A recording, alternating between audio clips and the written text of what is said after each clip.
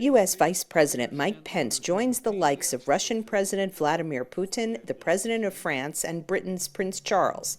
In an ancient city where tension is the norm, the security challenge is massive. The majority of the area in Jerusalem, in fact, with emphasis on the area of Yad Vashem, will be on lockdown. The perimeter will be closed 360 degrees with security services and undercover officers that will be working in order to prevent any major incident from taking place in the area. In preparation for the arriving dignitaries, Israeli Prime Minister Benjamin Netanyahu said Israel will never forget the lessons of the Holocaust. I think the lesson of Auschwitz is, one, stop bad things when they're small. And Iran is a very bad thing. It's not that small, but it could get a lot bigger with nuclear weapons. And I think the first thing is stop that. And second, understand that the Jews will never, ever again be defenseless in the face of those who want to destroy them.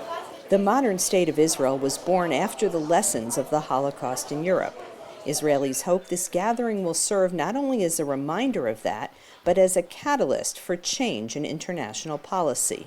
The mere fact that it's happening is already important, and that whatever they'll be saying, I haven't seen the text, but there'll be some text that all these leaders will commit themselves to about remembering the Holocaust and fighting anti-Semitism. I mean, think about it, 75 years after the Holocaust, that we have to talk about a wave of anti-Semitism is terrifying in its own right.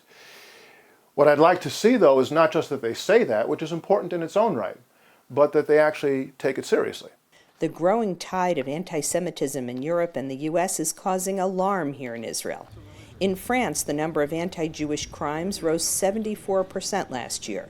The U.S. has also seen a steep rise of anti-Semitic attacks throughout the country.